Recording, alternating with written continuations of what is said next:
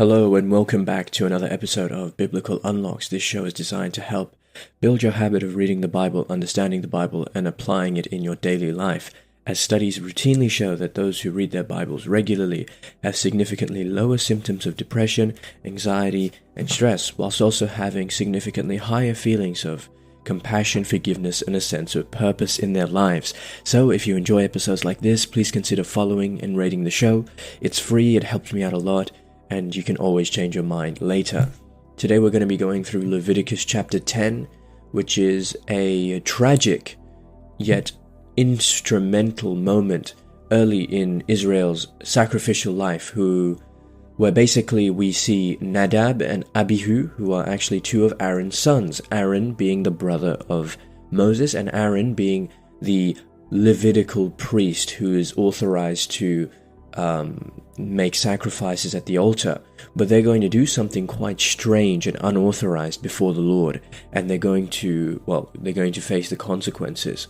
So without further ado, I'm just going to read through the chapter in full, and then afterwards we're going to go through some deep biblical unlocks to try and understand what we've just read. So I'm going to go through the full chapter, and we're going to go through the context. I'm going to break up the chapter in sections so that you can see what I think is important to at least understand for now. And afterwards, again, we're going to go through some deep biblical unlocks. So that's just understanding the deep messaging, symbolism, and meaning behind each of these verses. So without further ado, let's go through the chapter. I'm going to break it up the first 1 to 3 verses because the focus here is going to be on Nadab and Abihu's unauthorized fire and the immediate justice that follows. Verse 1. Now Aaron's sons Nadab and Abihu each took his censer, put fire in it, and laid incense on it, and they offered unholy fire before the Lord, such as he had not commanded them. And fire came down out of the presence of the Lord and consumed them, and they both died before the Lord. Verse 3, Then Moses said to Aaron, This is what the Lord meant when he said, Through those who are near me I will show myself holy, and before all people I will be glorified. And Aaron was silent. Now verses 4 to 7, this is going to be Moses' commands about mourning and Aaron's silence. Verses 4 to 7, Moses commanded Mishael and Elzaphan, sons of Uzziel, the uncle of Aaron, and said to them, Come forward and carry your kinsmen away from the front of the sanctuary to a place outside the camp. They came forward and carried them by their tunics out of the camp, as Moses had ordered.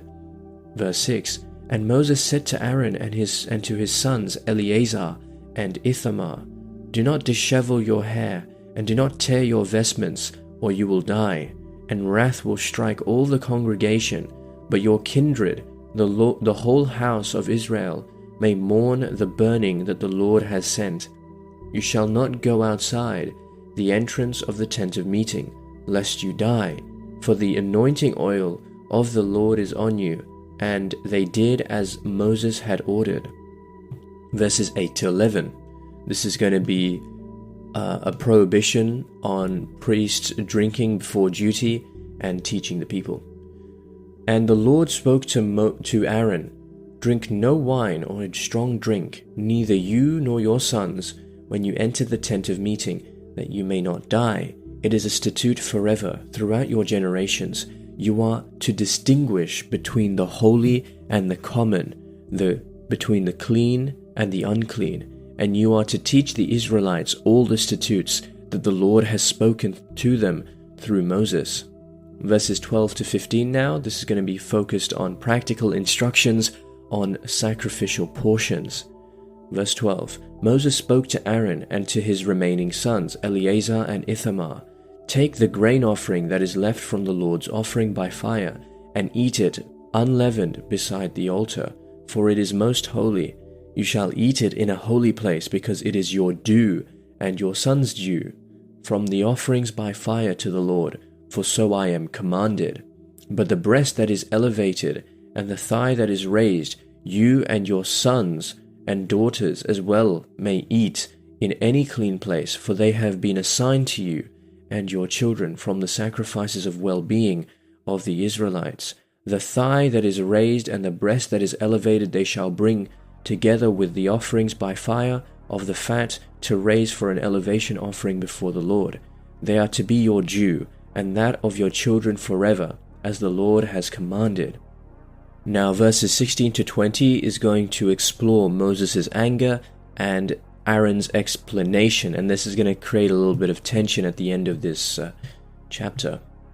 Verse 16, Then Moses made inquiry about the goat of the purification offering, and it had already been burned. He was angry with Eleazar and Ithamar, Aaron's remaining sons, and said, Why did you not eat the purification offering in the sacred area? For it is most holy, and God has given it to you, that you may remove the guilt of the congregation, to make atonement on their behalf before the Lord. Its blood was not brought into the inner part of the sanctuary. You should certainly have eaten it in the sanctuary, as I commanded. And Aaron spoke to Moses, See, today they offered their purification offering and their burnt offering before the Lord, and yet such things as these have befallen me. If I had eaten the purification offering today, would it have been agreeable to the Lord? And when Moses heard that, he agreed.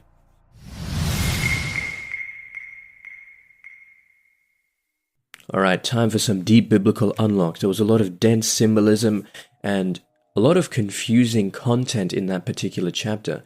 So let's go through and read it in sections, because I divided into sections, and then we'll go through what each part actually means. So in verses 1 to 3, we saw the quote-unquote unauthorized or strange fire before the Lord. So essentially what happens is fire goes out from the presence of the Lord and consumes them, and they die. And Moses tells Aaron that this display will make it clear that God will be sanctified and glorified. Those near him must show awe, and the event demonstrates that if you want to access God, this is going to carry some responsibility, and not everything done in God's name is acceptable. And why? So holiness here is not something which is pliable, it's not mendable, it's not something which can be bent depending on what you want. Proximity to God increases responsibility. It does not grant you a free license to do as you please. And presumption is deadly. What that means is, if you're going to presume that any religious activity shaped by your own personal impulses or desires or innovation rather than God's command is okay, that's going to risk judgment. That is why the fire came down, because the strange or unauthorized fire went in direct contrast with the instructions and the wishes of the Lord.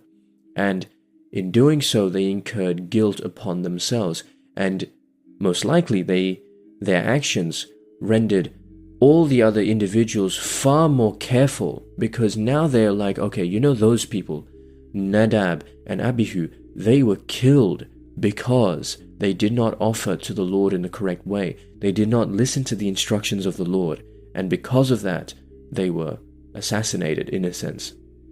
Now, people can look at this and call the moral character of the Bible into question, but there's an interesting way that you can respond to this. First and foremost, the moral character, or what it means to be moral, comes directly from God.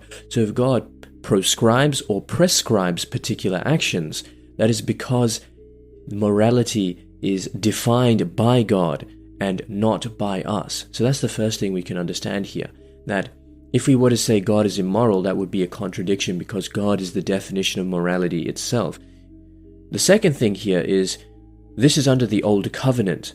The Old Covenant required sacrifices to be done in a particular way in order to make restitution for your own sin. And in warping that sense of restitution, in warping that idea of sacrifice and the fire that you offer to the Lord, you incurred judgment, and they were warned. That's the other thing here. They were warned that if you do not do these sacrifices properly, you would be prescribed the capital punishment. Now, this may not make sense to us in our contemporary society 3,500 years later, but according to the Israelites and according to the ancient Near East cultures, this would have made perfect sense because, and the reason why it would have made perfect sense is because when people are doing these sacrifices, when people are observing the sacrifices that are taking place, they ascribe a significant amount of importance as well as reverence and seriousness. There's a lot of seriousness associated with these sacrifices. They're not mere symbols. And we'll keep going through this in Numbers chapter 3 and 4, and also in Ezekiel's visions of God's holiness and judgment. Okay, in verses 4 to 7, we see ritual grief, we see propriety, and we also see Aaron's silence. So Moses instructs Aaron and his remaining sons, do not weep, don't render your clothes publicly at the entrance to the tent of meeting, otherwise they would profane the sanctuary.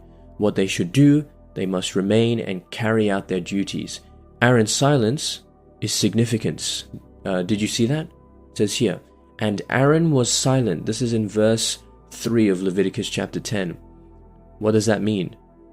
He does not answer Moses. He neither protests, but he doesn't also blame God publicly. So, public worship must preserve order. Even if you experience this natural grief, it must be articulated in a way that does not undermine God's worship and does not confuse the people.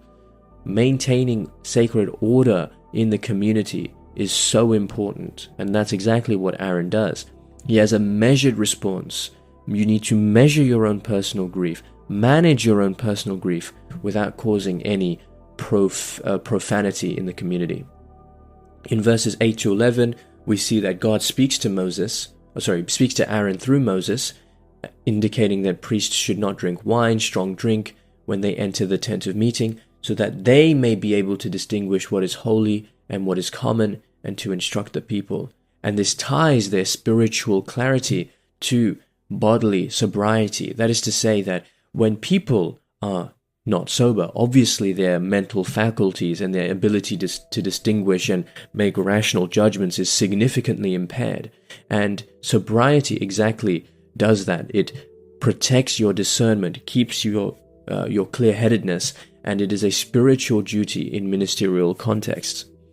The next thing we know is that we have a teaching role for priests and leaders. That is, those who represent God must help the people know and keep boundaries. This is so important. The teaching role of the priest is not insignificant, right? So people who represent God, their job is to be an educational guide to help people, prevent them from testing God's boundaries, essentially. In verses 12 to 15, we saw some sacrificial details, what they must do again. So, for example, the thigh and the breast of the offering and how they're meant to be sacrificed. This is important because these sacrifices must be done in a particular way. So they matter for the integrity of the worship and the maintenance of priestly provision. And these small details actually safeguard and they protect the covenant life. That is, maintaining faithfulness to the worship that is offered is what protects the covenant, the agreement, right? The agreement, like when two parties make an agreement, even in legal contexts, the important thing is that they agree upon the details. They satisfy the details of that agreement. And even if you break one or two details, it can actually damage the relationship that you build. Then Moses, in verses 16 to 20, he discovers that some portions of the sin offering remained until morning, and he's angry because that could profane the holy things. And Aaron explains that when his sons died, he refrained from eating the offering out of reverent fear and guilt. He was afraid to eat the holy food under the circumstances, and Moses actually accepts Aaron's explanation and is satisfied.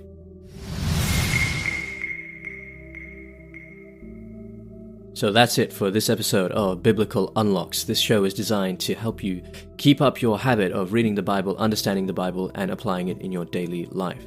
I upload daily, so if you don't want to miss tomorrow's episode, feel free to rate the show and follow. Otherwise, just have a blessed day. And always remember, if you're not in your word, you're in your feelings. Godspeed.